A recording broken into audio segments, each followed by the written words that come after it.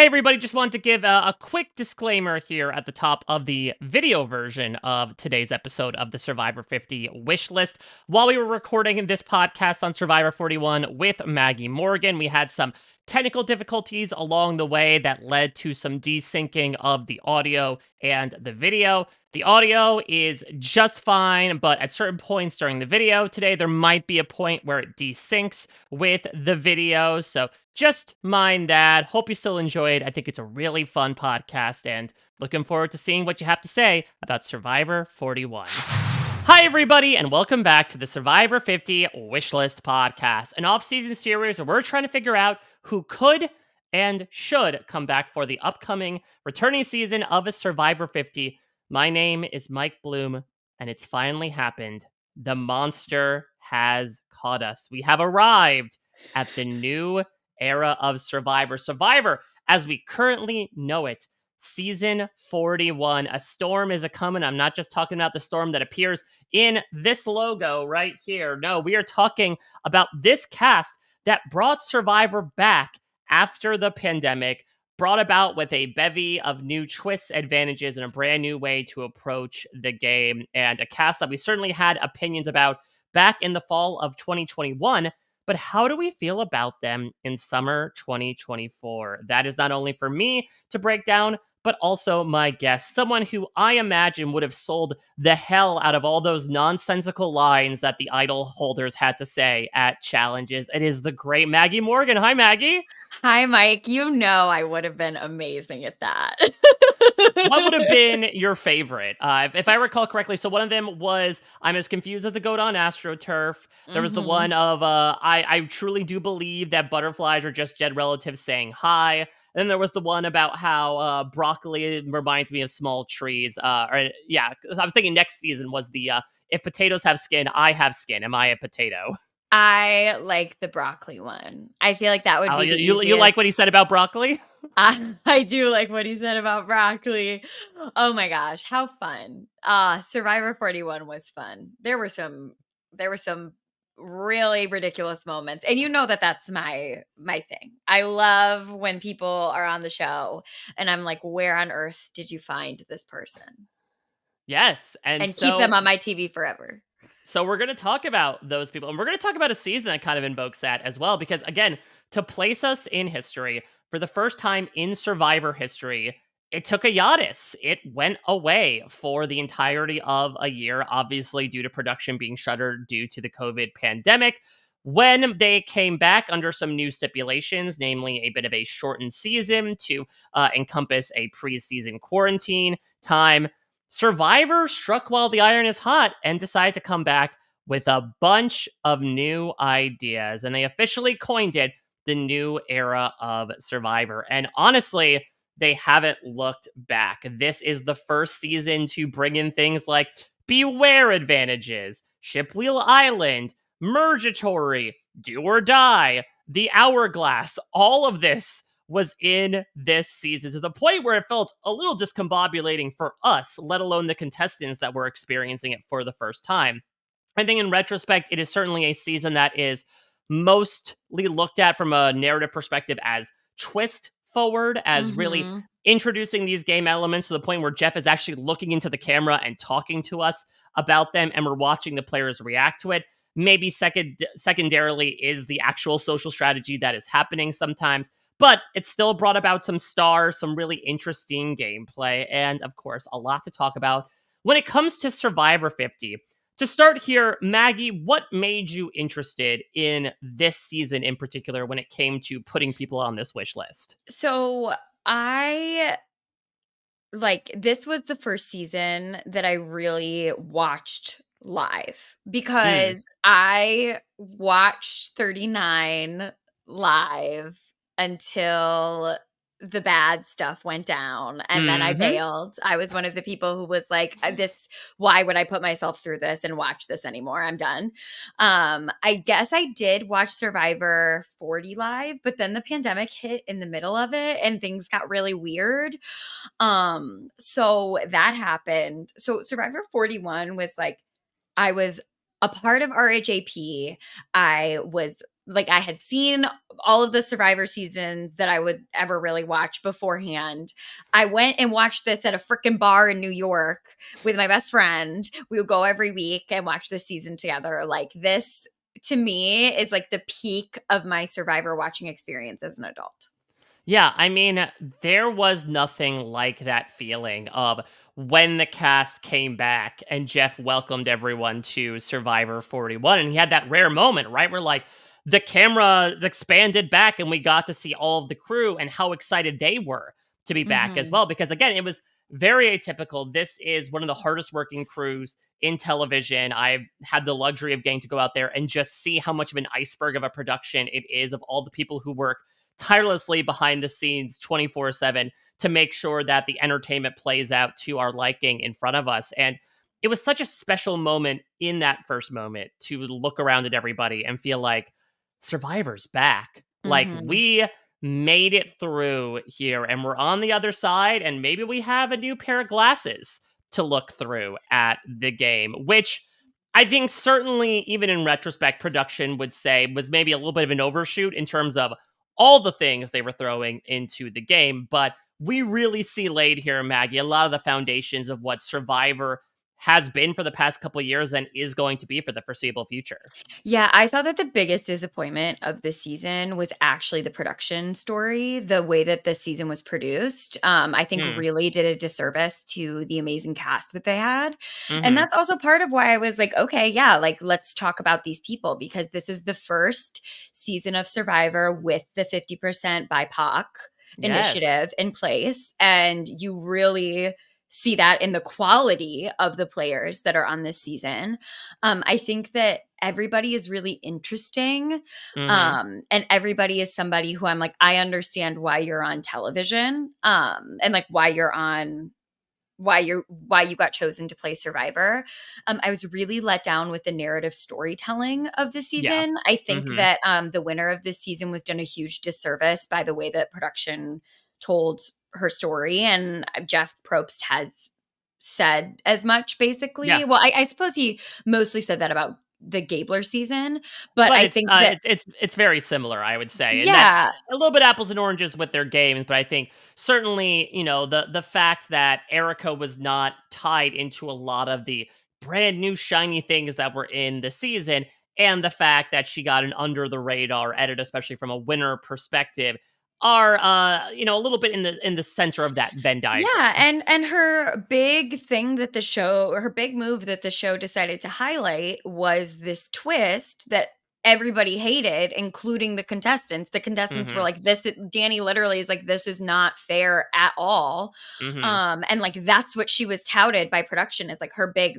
moment, and so of course that's going to tie into the perspective of the people consuming the season. And yeah, I thought that the thing about this season that made me be like, okay, let's talk about it, is that I was sitting at the bar with my best friend Lincoln watching this season, and we were going, oh my God, we are this player and this player. Like, this is us. Every single Woo! week, No, we that's would on another talk about, network. yeah, right. Every single week, we would talk about how he was the Ricard, I was the Shan, and how what Shan had done that week was exactly what I would have done, and how what Ricard had done that week was exactly what he would have done, like down to every single thing. It was so good. We had so much fun living vicariously through them over the course of the season. What's also going to be really interesting about this is that, and I'll be talking about this throughout the new era seasons, is that it really does feel like 45 and 46 are the new hotness, right? They brought about 90-minute episodes. I think they too are really strong cast. Let me also say, right at the top of this, public disclaimer, because listen, I think there's a fair shot at least some new era castaways are listening to this series of podcasts in particular.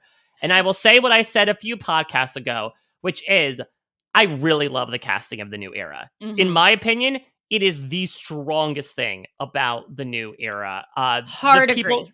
yeah, the people that they've been able to bring on range from either new takes on kind of old tropes or entirely unique individuals in and of Mm-hmm. themselves. Unfortunately, we're really going to have to come in from the angle here. And we've been doing this a bit since like Triple H of more of the will return than should return side of Mhm. things, because especially if we're looking at the new era, it depends on if the theme of the season is old era versus new era. That's only a select amount of slots that they're going to pull from. And so I think we're going to be doing a bit more in this podcast, Maggie, cross comparing, not only Mhm. of the contestants in this season to each other, but looking forward as well. Are there archetypes that some of these castaways can be compared to that either they measure up against or sort of get outbid in lieu of? And So, I think well, one, if you are a contestant who was on this season and are watching, don't do this to yourself. Why are you doing this to yourself? Don't do that. Go. Goodbye. Number 2, please don't be mad at me. Please don't be mad at me. Number 3, I think I'm gonna come in with some like hot takes here, I think. And I think that I only have on my personal list 3 people woo! that I'm like, if they are not brought back, what a travesty.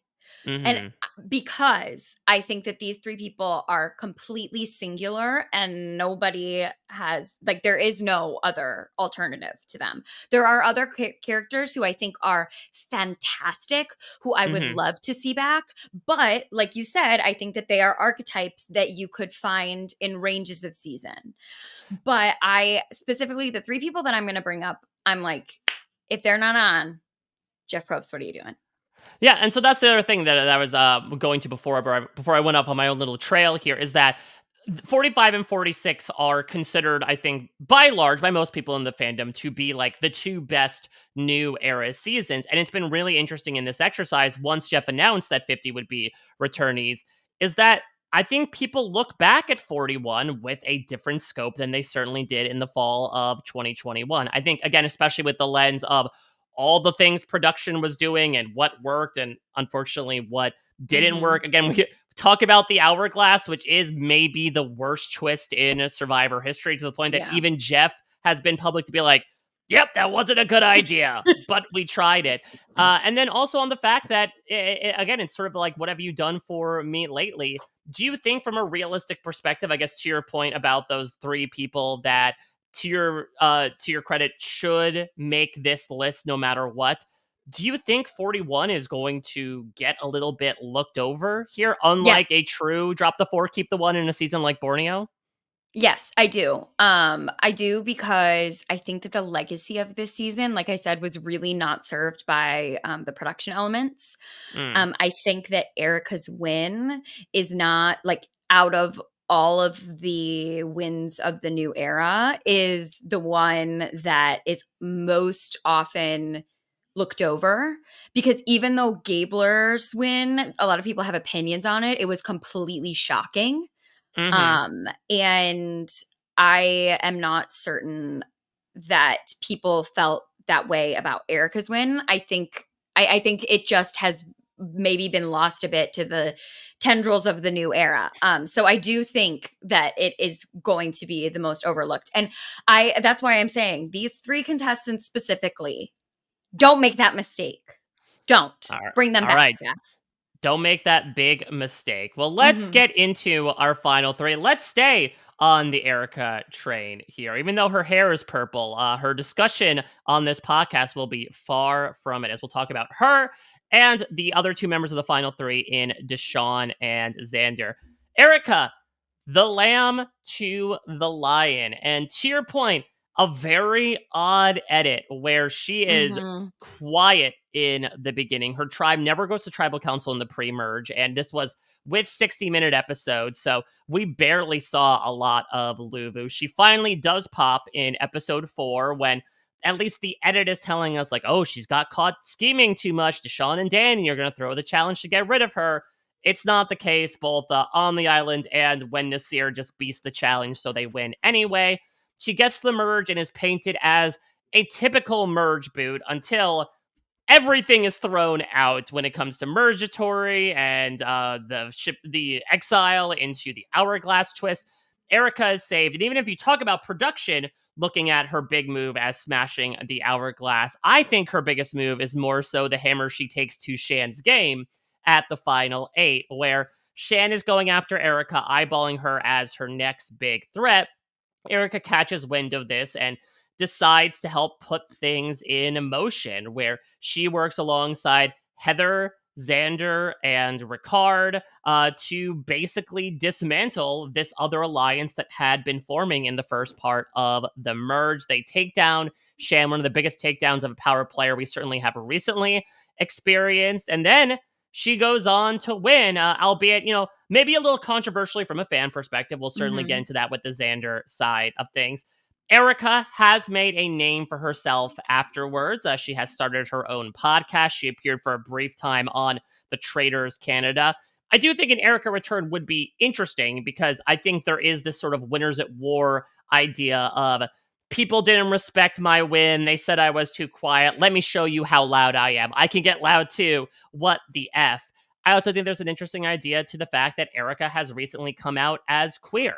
I think she is we always talk about this, and we'll talk about this with actually a couple of other cast members on this season, as the enjoyment I get of people being able to play Survivor with that full sense of self and getting to see Erica truly discover, her full place of where she could be in this world is really admirable.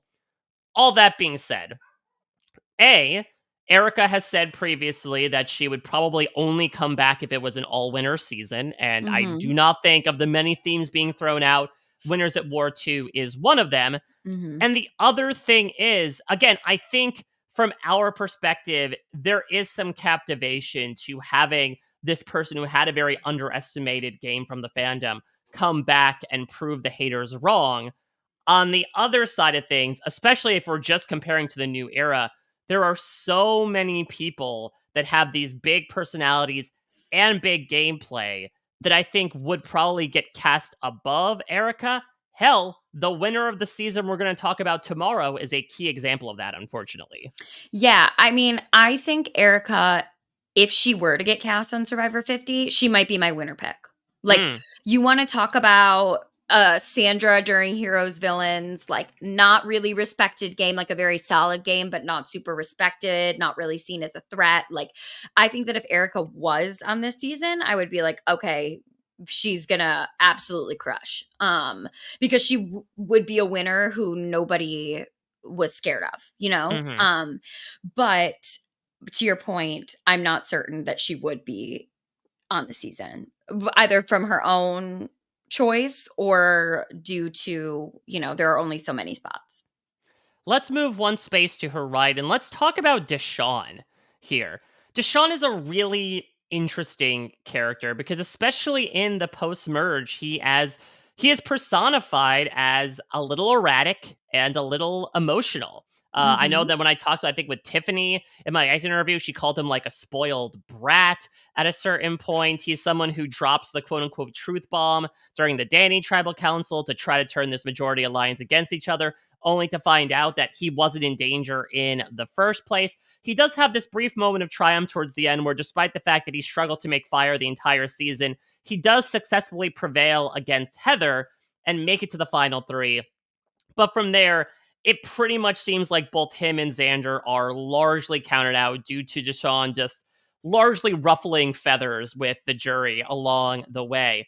Deshawn is also somebody who has discovered a different side of himself. He actually very recently came out as queer on the Pride Has Spoken podcast. I really encourage people to check out that conversation. Mhm. I absolutely loved hearing from Deshawn and him getting to talk about his experience on the island and how that made him realize that he could and should come out and the happy life that he is leading now.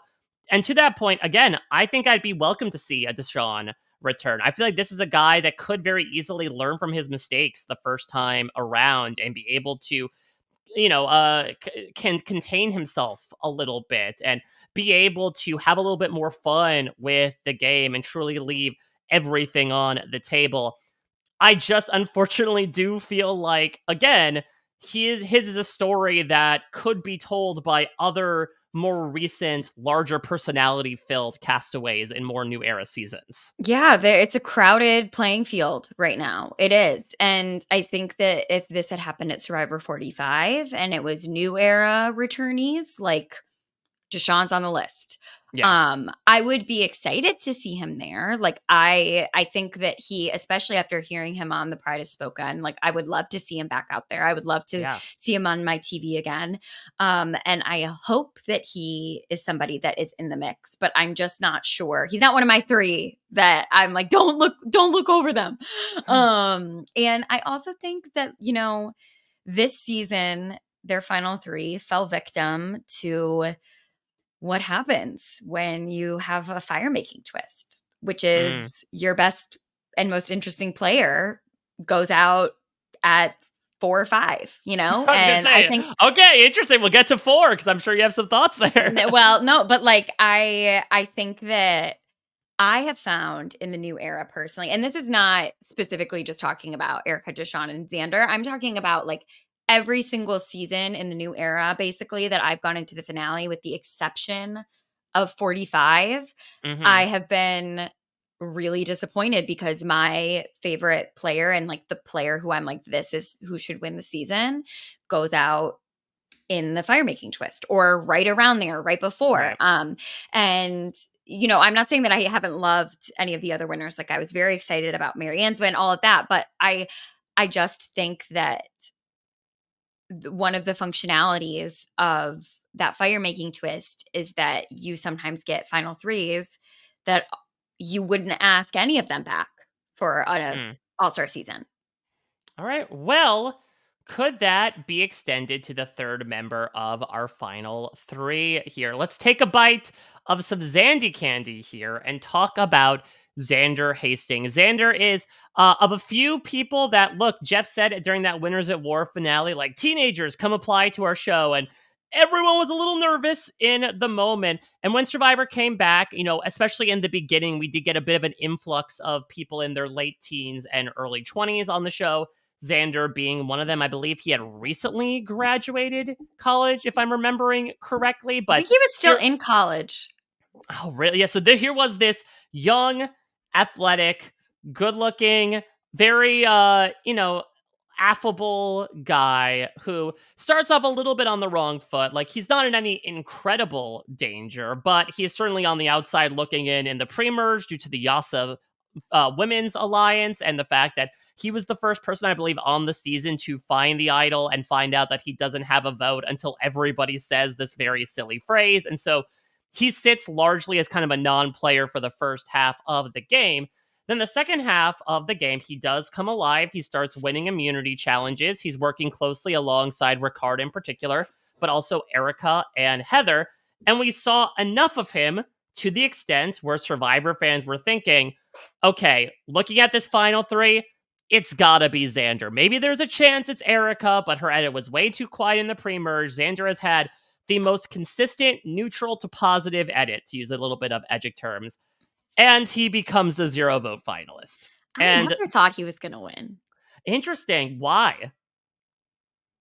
I don't know. I Because I do think what it largely came down to was that I think the on-screen edit told a largely like conventional winner story of like, here's a guy who appears in every episode who doesn't really seem on the outs of anything majorly. But then I think we were starting to read the tea leaves in the exit press where we were having people basically say like, well, the reason why nobody targeted Xander with an idol was because nobody really wanted to vote Xander out because he couldn't win the game.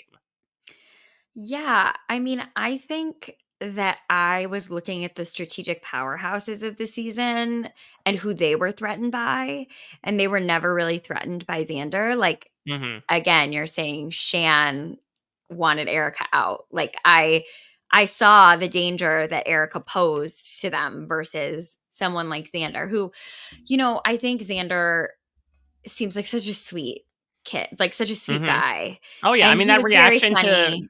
the reaction to Ricard telling him about the upcoming birth of his child was like melt in my heart when I watched Yeah, it just recently. like a sweet guy and very much a fan favorite. Like a lot of people really liked him. I know after the season was over, a lot of people really wanted him to win. Like you said, very good looking, very, is like the Mr. Survivor out there and like the young kid vibe. And he probably will get a call back for Survivor 50, but he's one of those people where I'm like, I wonder if there was somebody, in the coming seasons who would fill that slot in a way that Xander, like, it was just a little further back, you know?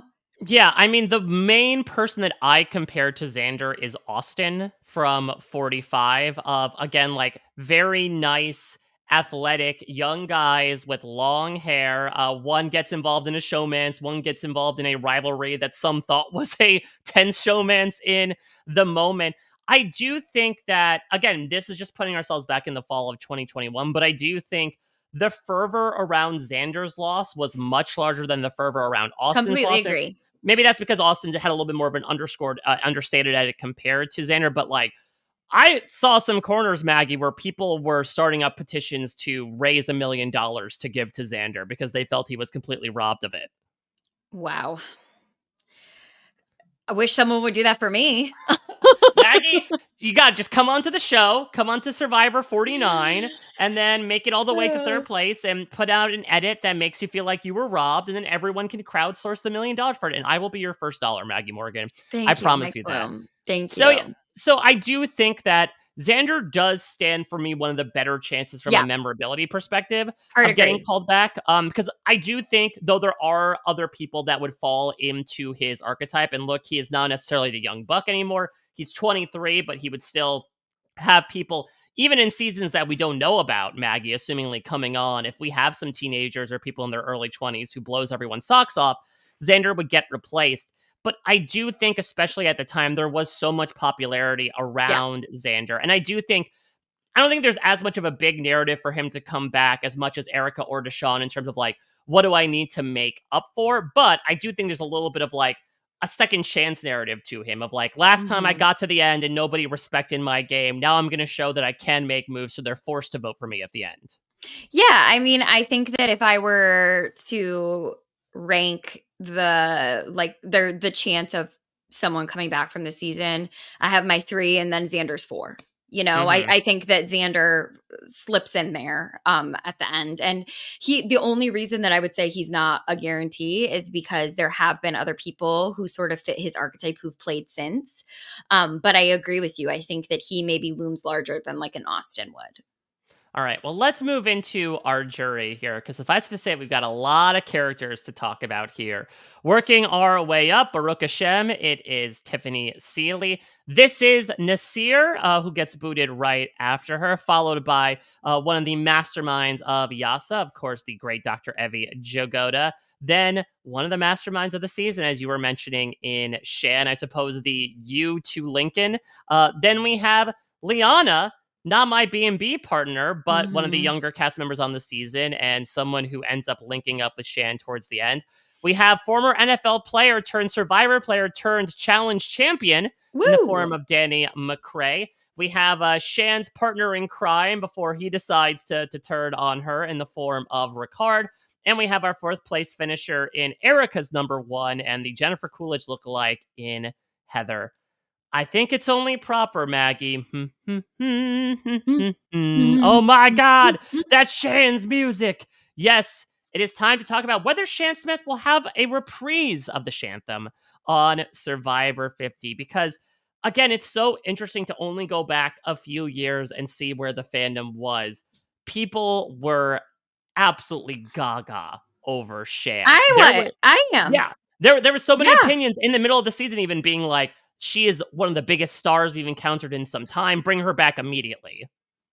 I think I sometimes on these shows have trouble finding someone who I really, really relate to, because I think that if I was on one of these seasons, I would be very good, but I would have I would have several very big glaring flaws. Oh, 7 of them? Um, exactly, 7.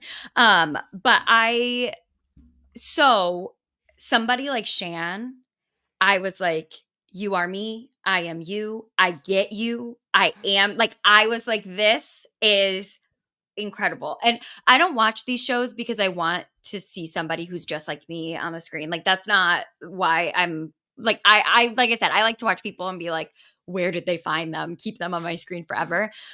But I just like really got her. I don't know. She was so good. She had that Green Tribe wrapped around her finger. Mm-hmm. It was really hard for her to vote everybody out that she had to. Like, I do think she struggled with it emotionally, but like not too much that she wasn't willing to do it. She found her alliance partner in Ricard. She knew that he was the one that like she should stick with. She didn't cut him when she should have. She waited too long. And then she was so bitter, like, and she was bitter because she was angry that the people didn't make the right game moves for themselves to put themselves in a winning position. She wasn't bitter because she was like, you voted me out and how dare you? Like, you screwed me over. She was like, what were you doing, Deshaun? Like, what were you thinking? We could have made it to the end. And that to me, like, that is why I would be angry at somebody that's why I become a bitter juror. Not because they got me, but because I was giving them sound advice and they didn't believe me and now they're going to lose because of it. Now we both lost. Do you know what I mean? Um, Mm-hmm. and so yeah, I mean, in case you didn't know already, Shan is my number one. Get her back on the screen right now on the island. She's your number one, much like Shan had a lot of number ones out there. I mean, it cannot be understated how much of an impact she had on this season. Again, there was so much new out there. Everyone, and audience included, felt like we were being thrown into a pool and asked how to kind of swim again. But there was one person that completely glided on water, and it Mm-hmm. was Shan, this And pastor who, as she described, had this ability to captivate people. And that showed in that, like, she was the center of a gradually winnowing mhm. tribe to the point where she never was a target. I don't think she ever got her name written down until she was voted out. Yeah, and you know, I'm not like Shan was robbed. Like Shan screwed up and Shan got herself voted out. But Hmm. like that's why I loved her so much because I was like I would have done the same thing. That's exactly how my story would have ended. You know, like I think that I think her story on Survivor's not over. I want to see her do it again. I have no idea how she would play. Like literally I have no clue. She could flame out and be the third person voted out or she could make it all the way to the end. I have no clue, but I really want to see. Yeah, I completely agree in that I could see a world where her game immediately gets clocked. It's almost like what should have happened to Sarah in Winners at War, where it's like, okay, you're getting to know me, but you're just buttering me up, so you're going to get rid of me later. I know your game, Mhm. godmother. You're going now. Or, listen, Shan has certainly shown that she can be incredibly outspoken. I think if you Mhm. followed her during her time on the Challenge USA, in particular on social media, you would know that. And so it's possible that Shan might self destruct her own game if she gets word that like something she doesn't like is happening. She is not afraid to point it right out there in the open. But it also could be a situation where there's been enough time away and there have been these bigger players that might loom more immediately in the minds of these players that Shan might slip through Oh, yet again. That much like Sarah in Winners at War, she can trot out the same elite social game that she had, being able to connect with people on so many levels. Again, that pastor energy, and then be able to say, great, I'm rich in capital right now. Let me go spend it and craft some blindsides.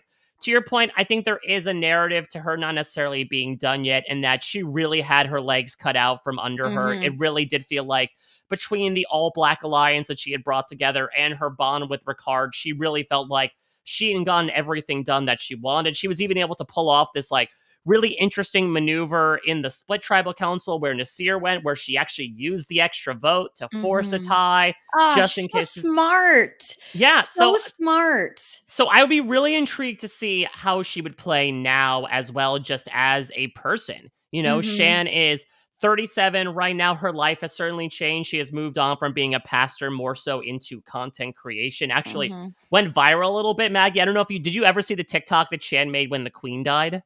No, I saw one that went viral like about Celine Dion. She did one where it was like, oh, the Queen's died, and she goes through this list of like, oh no, Beyonce, oh no, Missy Elliott, and she just goes through a list of pop stars before it was just Mhm. revealed that it's the Queen of England. So I think that Shan could have a new head for the game, considering where she's gone in life, or it could just be settling into the same old beats. Either way, I think it would be entertaining, and I think there is so much story to be had. The only thing I think would that would preclude her from coming back would be the physical aspect. Shan has expressed that she has been diagnosed with MS, and she Oh, even expressed reservations before she went out for 41 I after the fact remember, that, like, yeah. yeah, that she was afraid that it would, and she certainly did have moments where she would had some physical difficulties. I think that would be the only time she would say no, is if she felt that she could not physically handle it. But I also do think her competitive drive probably overwhelms all that at the end of the day. Shan, if they ask you, please come back. Please. Well, let's not go too far from Shan here, because we got to talk about the man that has been associated with her for the majority of this season, as well as Survivor history. Let's talk about Ricard. My I number love, two. well, yes, and much like Shan as well, I love Ricard so much. Ricard has an incredibly unique story, right? Being deaf in one ear, having a trans partner at the time. I mean, I think Ricard represented so much of like what the new era could bring in terms of And casting. did you know, Mike, that Ricard currently is suffering from Bell's palsy? What? Yes, Ricard on Instagram. Lincoln and I send his Insta. Well, Lincoln sends them to me because but like because we love Shannon Ricard. He has Bell's palsy. Half of his face he can't blink. Oh my Yes, god. I don't know if he's recovered from it yet, but like Mm. he's been struggling with it for like 6 months. It's been like Oh a my long god. time. Mm-hmm. Well, wishing nothing but the best to Ricard, especially if Mm-hmm. he could heal in time to come out for Survivor 50, because we're going to get into this a lot with the new era, Maggie. That, look, I want to cast people due to their individual merit, but come on. Yeah, no. You got to put Ricard and Shan on the same season Yes. together. I don't think that there has been a more dynamic duo in the new era other than Shan and Ricard. I mean, Yeah. you could say Yeah. maybe It's Marianne and Omer mhm. or, the Tika 3. Yes. Maria and Charlie. Okay. But Shan and Ricard are the OG Maria and Charlie. Oh, yeah. And like they didn't make it to the final. Like Ricard got sniped out before the final. And if you ask me, if it wasn't for that dang fire making challenge, Ricard would have made it. And don't say, oh, well, he didn't even make the fire. Well, it changes the way you play from final 6 on, and you know it. Everybody knows it. In my heart, Ricard, but Ricard is my winner pick for this season. Oh, If that, same. yeah. Yeah.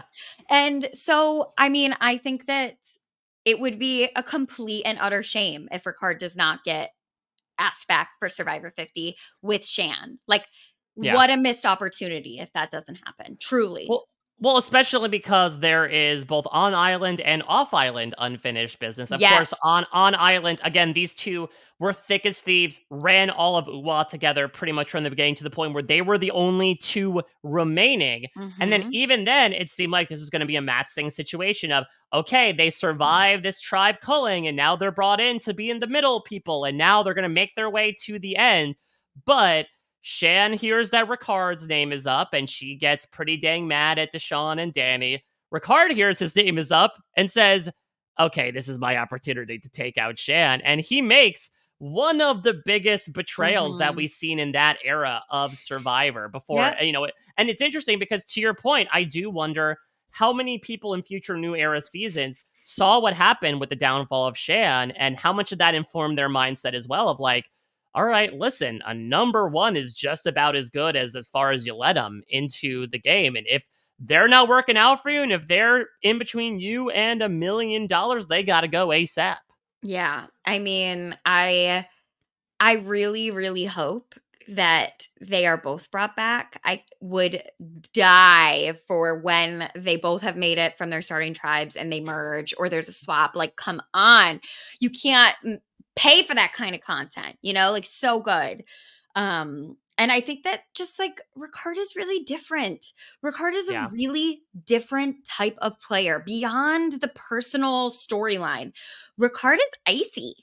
Like, Mm-hmm. Ricard is not warm, like doesn't come off warm at all through the screen. And I mean, like, I don't know, I haven't met him in real life. I don't know, but like he comes off icy, he comes off smart, he comes off conniving, and he made it to the top 5. Like, when does that usually happen? Not only that, by your logic, he was considered probably the biggest threat to win at the Yes. final 5, and honestly, it happened at the final 8, and he ends up winning immunity. What, I think, he wins, and then Danny wins, but that's the do or die stuff, and then Ricard wins again when people are starting to look at him. So he was able to also win challenges. He wins the most immunity challenges this season with Mhm. 3, also clearly capable of strategy, and again, has a big storyline with Shin, considering the Mhm. fact that the two of them were not on the best of terms, I think, last time you ask either one of them. So it should No. be even more interesting to see them together on a season. Yes. Can we sort of rapid fire through a couple of these people who I think I have a little bit less to say? Go ahead, sure, and then we can maybe we'll go back to maybe some other people that would be worth discussing. Yeah. So Danny, we saw on the challenge. I think that we know what Danny's about. If Jeff Probst would like Danny's incredible athletic prowess and lovely personality on Survivor 50, Danny will be there. I think because we saw him on the challenge, like, I feel like I've seen all of what Danny can bring to TV. I like it, but I'm not Mhm. like dying for it back. Mhm. Would Yeah, you? yeah, so I mean, I like Danny, and I think Danny was very fun on the Challenge USA. I mean, he made an entire meme of himself by consistently mentioning his wife Kiki in every episode, and Mhm. albeit under controversial circumstances, does win the show, does come back for another season, and I think earns a lot of popular fan reception at the time for kind of turning on these vets that had been running every season. And Mhm. so I think a lot of people would say, like, a lot of people we've spoken about, like a Chris Underwood, like a Michelle, like a Jay, like, oh, Danny's stock has risen because of the challenge. We want to see him back on Survivor. I could understand that, Mhm. but Danny has expressed he is not coming back to Survivor. Oh, okay. I didn't know For that. so for those that don't know, it has been revealed that when Danny found out about the Hourglass Mhm. Challenge, he was like Andy Reid in that shot of the Super Bowl with him and Travis Kelsey, to go back to a football analogy. Danny apparently read them the riot act about how unfair it was to reverse the outcome of a challenge. And look, I think some people would say, well, CBS is clearly playing ball with Danny in that he was invited back for 2 challenge seasons. Maybe it'd be the same thing with Survivor. This is not a CBS issue. This is a Danny issue. Mhm. When even asked last year in an interview with, I think, Angel Cake Entertainment about, okay, you said this might be your last season of the challenge. If you were called for Survivor and the challenge, which one would you want to come back for? He said without delay, the challenge. He said, quote, the hourglass twist took Survivor away from me. I'll never go back out there. Once you throw that in the game where you can take a win from somebody, it makes no sense for me to go out there and compete. So I don't even think if Jeff promised like there's no hourglass twist, it really does feel like the bridge is burned with Danny. Mhm. Yeah. I mean, well, I hope we see you on the challenge, Danny. Hope we I get mean, to it's see you tough. again. The lone exception might be Blood versus Water 3 with Kiki. If we can somehow make that a possibility, that's what I want to see. That would be fun.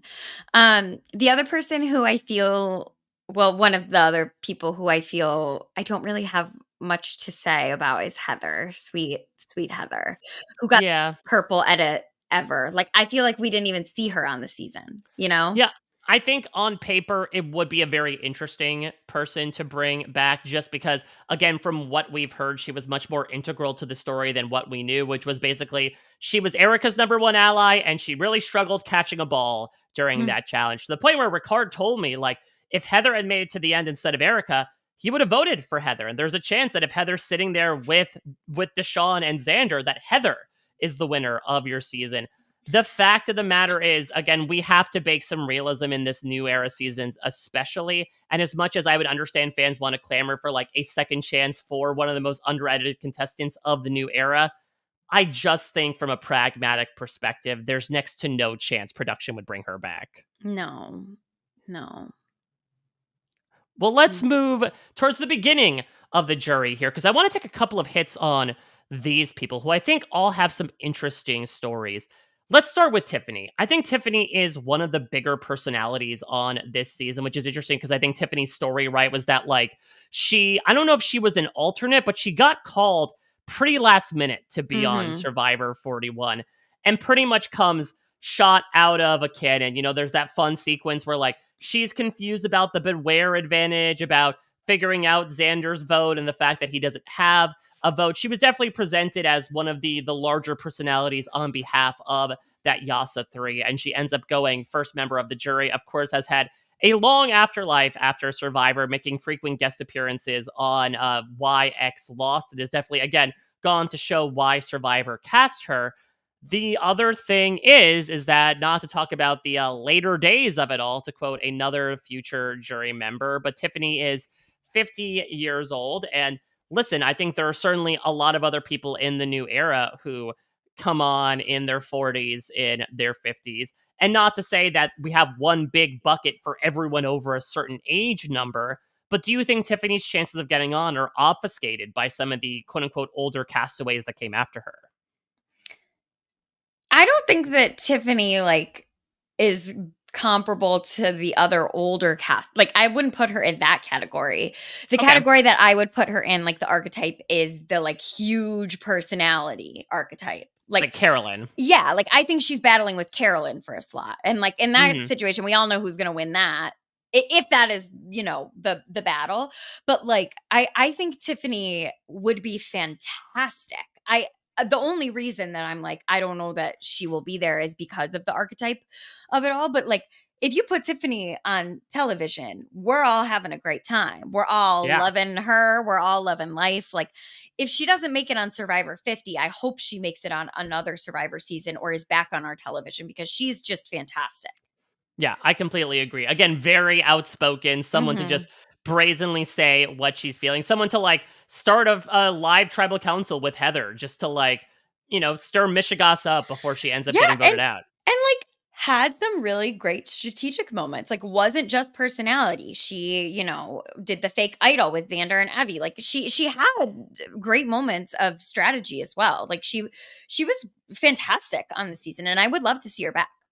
I want to talk about Nasir as well to that effect because I love Nasir. Nasir seemed like one of the happiest people out there coming from Sri Lanka and bringing all those survival skills to the island. You might think on paper, like, okay, that makes him one of these old school players, and that all we really focused on was the fact that he was able to provide for everybody. But Nasir played the game and played hard. He was actually pretty comparable to me to somebody that will finish in second place next season in Mike Turner, and that I think if you look at him on the surface, right, this guy when he played he's only 36 years old, but like he's a dad, he's married. You think, okay, this is the guy that's going to take on the father role around camp. But Nasir finds the idol on his tribe. And, I can't remember if anybody knew about it. I think it's been expressed that people did suspect that he had the idol, but still was such a wild card in the game. And again, has such a joyous, infectious personality.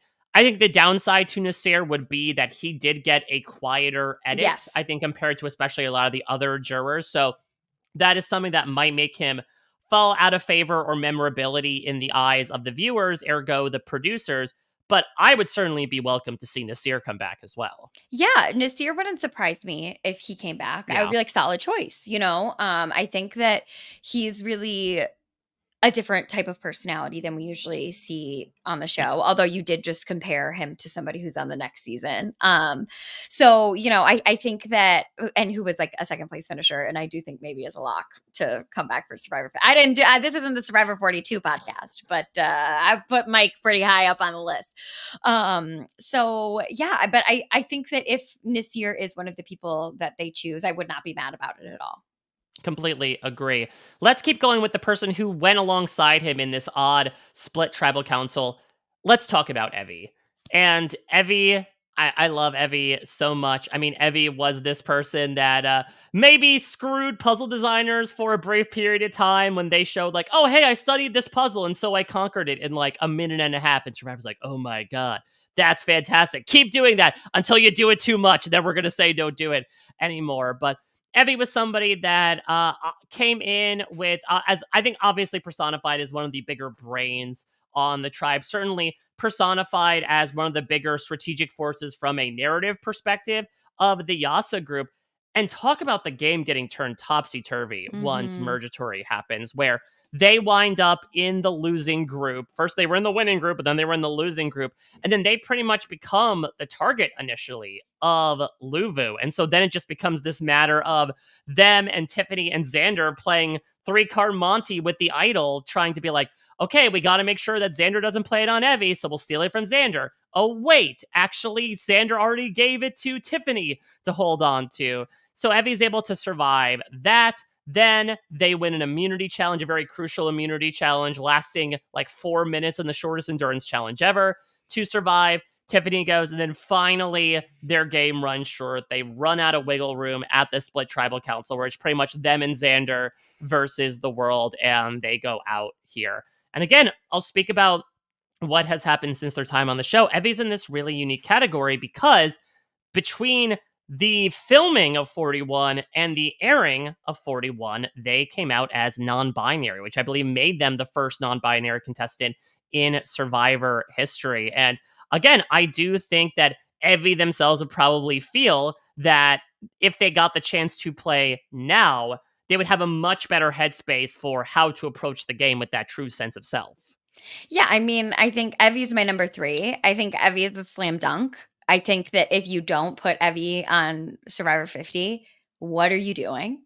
They are brilliant. They are great socially. They had a really fun, dramatic series of events on this season. They are unlike anyone else we've ever seen play the game. Like you just said, the first non-binary contestant on Survivor. Like, bring them back. What are you doing, Jeff Probst? Bring them back. I will riot if my friend Evie is not on Survivor 50.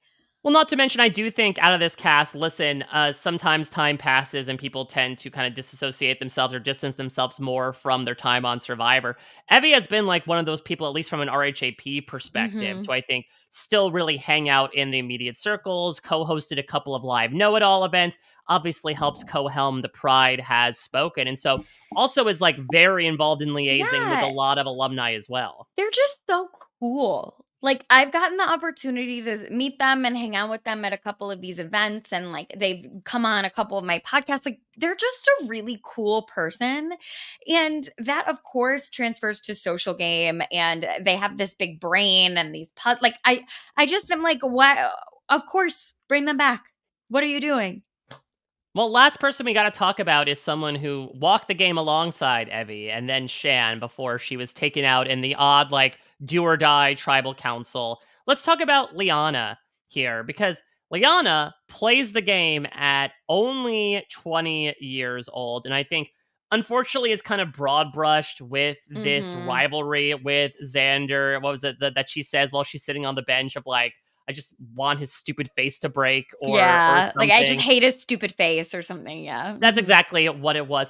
I feel like, to your point, if this was a scenario where 45 was a new era returnee season, I do think Liana would have been somebody to show her way up there, where I don't think she necessarily had the strongest edit compared to the people around her, but I think she had enough of a game sense and also has a story of, again, she was only 20 years old when she played. What would a couple of years of life experience do for her?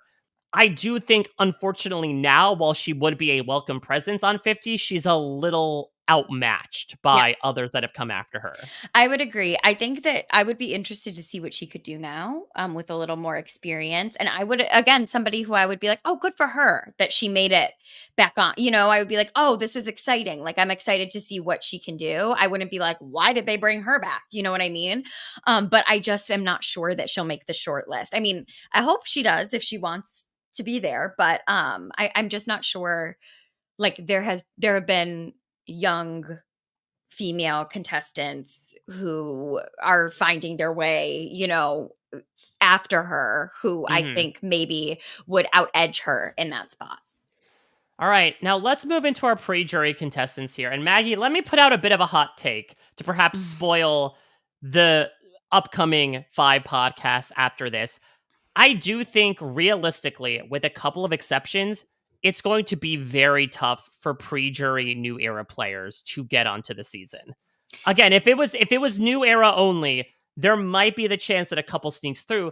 But again, the new era casts are so strong, and especially the endgame groups, in particular those who make the jury, tend to be full of these big players Yes. and big characters that I think it is very tough for someone who was eliminated in the first half of the season to pop so much that it warrants them returning over, again, people that might be their equivalent who finished higher in subsequent seasons. Yeah, except if your name is Banu. Listen, we might talk about him. I don't know. My hot take is that I think Jelinski has a better chance of getting called back than Banu does. I think we saw all the Banu that Banu can offer us. But that's not my. We're talking The about limit does not here. exist, Maggie. All right, well, Yeah. let's get into our pre-jury here. So we have our first boot of the new era in Eric Abraham. We also have Sarah, who was one of the more surprising boots in the premiere here. We have Tiffany's partner in crime in YX Lost Appearances in David Voce. We have the enigmatic broccoli man himself, Brad Reese. We have the cocksure, one of our youngins of the season in JD Money. We have Jeannie Robin Chen, who becomes the final victim of the Uwa massacre. And we have our first Murgatory victim in, I would say, one of the more like classic villains in the new era, in Sydney Siegel. Maggie, who do you want to talk about out of this group to start? I guess JD. Let's talk about JD, because JD is somebody similar to Liana. I think if 45 was a new era returnee season, I think JD would be almost a lock. I Like, agree. JD was huge in the 4 episodes he was on, to the point where he goes on the journey, right? And he's talking about his personal experience, becoming a nerd and then getting in with the high school crowd. Because again, he's only 20 years old. That's his life experience. And they show a flashback to what just happened on the episode like 20 minutes ago of him making fire on the first day. They had us seeing a lot of JD, and he comes in hot early on where he has this extra vote. He's volunteering for all this stuff, especially when Uwa starts getting winnowed down. He thinks that he is someone that is running it all alongside Shan, only to find out that she becomes Shan's umpteenth victim here. And he actually gave her the extra vote before he was voted out in the process. And nowhere is this more represented than, to your point, the money shot or lack thereof, where he sends them to tribal for the third time basically in a row.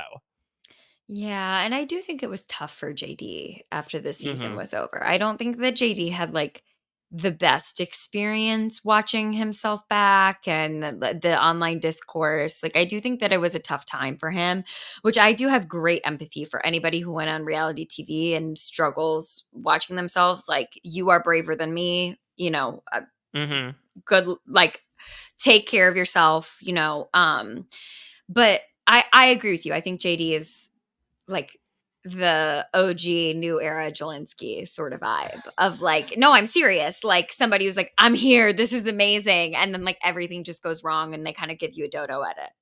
Right, exactly. It is sort of like the alpha and the omega, where we see Xander be this young player who makes his way to the end of the game. And then you have JD, who comes in very thirsty and is trying to drink as much of Survivor as he can. And as a result, maybe gets a little bit too much of a tummy ache, and his number one takes him out before he can go number one. Yeah. And I also think, like, quirky wise pre-jurors, like, we got to talk about Brad.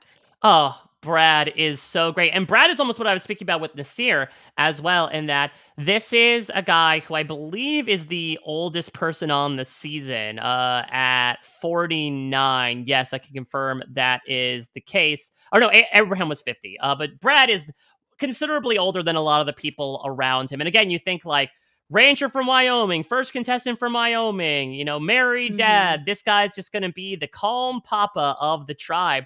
But he was arguably the most manic of them all. He's the one that goes on this mission, right, where he has to sneak out of camp. And so he makes a Ferris Bueller-esque stuffed Brad to make everyone think that he hadn't left. And then he finds the beware advantage. So he gets an extra vote from the journey, but he loses his vote. And so he can't even do anything with it. And then eventually he's kind of taken out as someone that is just like a little too paranoid and a little too powerful as well with all these advantages. I think Brad is such a fun presence, and I would have loved to see him play Survivor again. I do not know if 50 is right for him. Yeah, I mean, no, but I loved Brad, would love to see him again somewhere. Bring him on Snake in the Grass. Oh, man, bring back Snake in the Grass specifically for Brad, who would probably take the prompt wrong and be crawling through the grass like Love. when he was hiding and listening to people. So good. So good. I think the only other person that I really have anything to say about from the pre-jury, that like really sticks out to me is Jeannie. Interesting. I think that like people, I remember people had really, really high hopes for Jeannie. And Mhm. then Jeannie, if I remember correctly, just turned out to be a bit inflexible in their gameplay. And that was the reason that Shan had to eventually be like, I'm picking Ricard over Jeannie. Yeah, I would also give a shout out to Sydney as well, who again I think in a period of the new era where people maybe typify it as like a bit too syrupy sweet, too much about like the prepackaged backstories and the inspiration of how Survivor changes somebody. Sydney was very different in that this was someone who, again, was blunt, was open, was honest, got targeted by Heather over a frickin' dream that Heather even just made up in the first place as a reason to go after Sydney. And Mhm. Sydney gets kind of short here, surprisingly, because again, she's part of Luvu, who doesn't go to tribal council in the pre-merge. And the first time she goes, she doesn't even vote. She plays her shot in the dark because she realizes there is so much of a shitstorm happening at tribal council with this big idol switcheroo happening. And so Mhm. she ends up kind of getting kind of picked off. I mean, not to talk too much about how we usually end these podcasts, but I feel like Sydney is prime for a show like The Challenge, where she Yeah. was in pretty good physical condition and she is not afraid to talk shit and be confrontational. Yeah. Um, yeah. I think she's like been on social media a lot talking about the show and talking about other stuff. So I think that she wants to come back to reality TV. So I can't imagine that she would say no to an invitation to the challenge. And with no offense to Voce, Sarah, or Abraham, Mm. I do think, unfortunately, given all the people we've experienced so far in the new era, unfortunately, it may be one and done or 41 and done for them.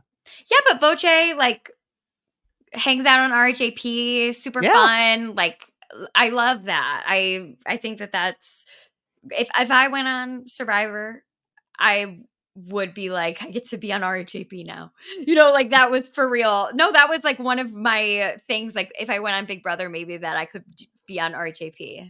And all it So you took could was sending in a video, but I didn't So you have to could go on change Big the Brother. name from within, like all Ex- these Big Brother players are trying to do. exactly. Well, Exactly. we're not changing names today, Maggie, but we're picking names as the Mm. time has come. We have to pick up to 5 people. Now, what I will say is the 3 you gave in Ricard, in Shad, in Evie, I completely agree. Great. I think those 3 should be on the list for a myriad of reasons. I think from a realistic perspective, Xander should I be added agree. to the list as well. I agree. And then if we're going off for five, if we're picking five, And I think we should pick 5. I think there's enough of a there with a few yeah. of these cast members that I think we have every right to pick a Can 5th. I give you two people and then you decide? Oh my Like, I'll give god. you I'll whittle it down to 6 and then you pick the 5th slot. Okay, yeah, maybe because I was gonna do the exact same thing to you. Well, I'm maybe wondering you if should we do have it the to same me since too. I'm the guest. Well, But no, because yeah, because you can have final say. The 2 that I was between for the 5th slot was Tiffany and Nasir. me Um, too! Okay, there we go. Simpatico. So yeah, I really go between them where I think Tiffany had the bigger edit, but I feel like Nasir might have the bigger chance of getting called back. And look, there's a sizable chance with these wildcard things that both of them wind up on the list, so this is just a formality. But for the sake of today, we gotta pick only one. I really don't know because I think I would rather see Tiffany because she Mm-hmm. just delivered every single scene. She just freaking delivered. But I feel like Nasir is somebody who would come back and have like an amazing arc.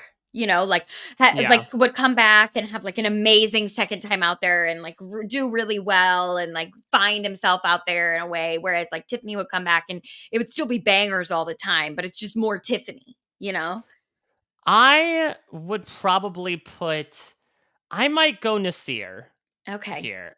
I think I'll go Nasir Probably assuming that Tiffany will find her way on in some way, shape, or form. But I do feel like Nasir, again, has that uniqueness perspective to them that even if he did get a bit of a quieter edit, I Mhm. could see the show looking at him as like, okay, Yeah. this is a guy that really can't be compared to anybody else in the new era. Also, like, Nasir loves Survivor so Yeah, much, and Jeff Probst loves nothing more than somebody who loves Survivor.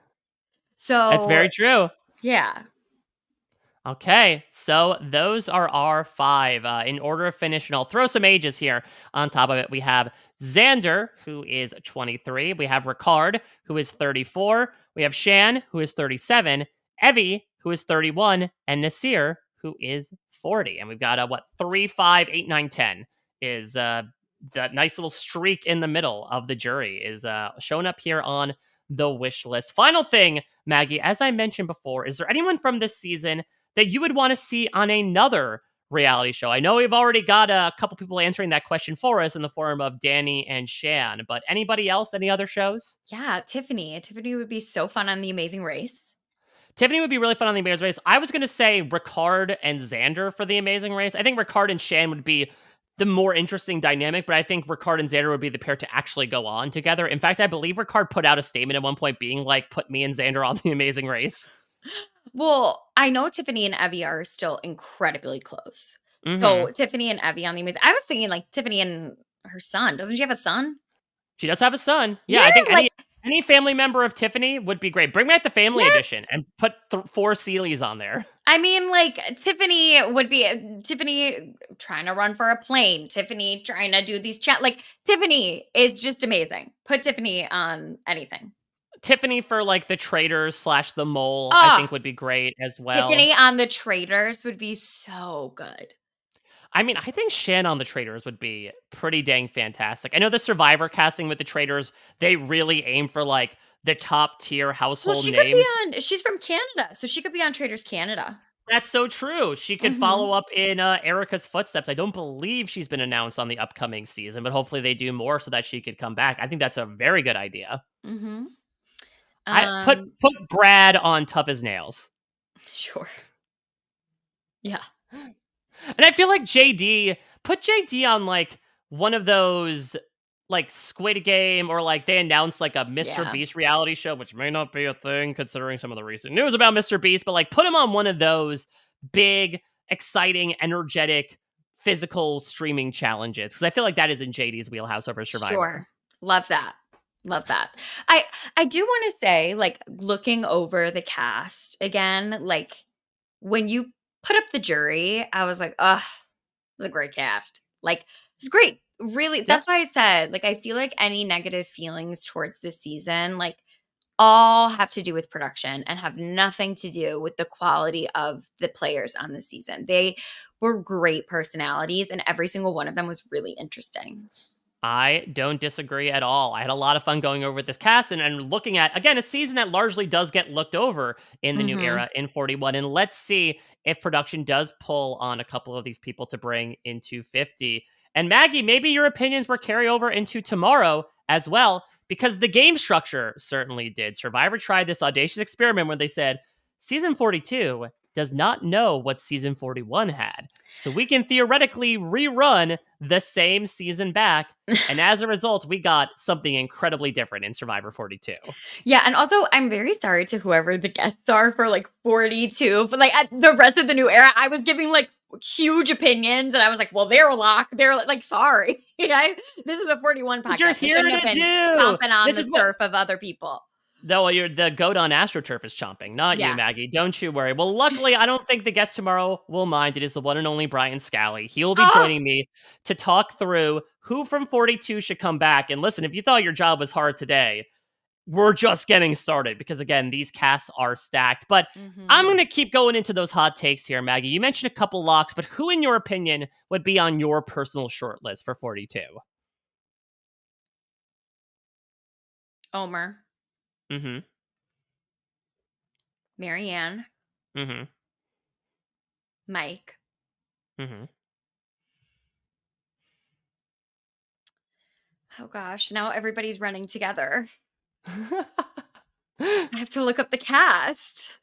All right. Well, as you come up with those last couple of names, we can start wrapping things up. This was such a great time. And again, it's going to be a tough time as we go down the stretch here, putting people from these great new era casts into only a select few. But I'm sure you all will certainly let your opinions be known on the people we picked: Xander, Ricard, Shan, Evie, and Nasir, as well as who you want to see on the wish list, who we might be able to sweep up into the ballot once all is said and done.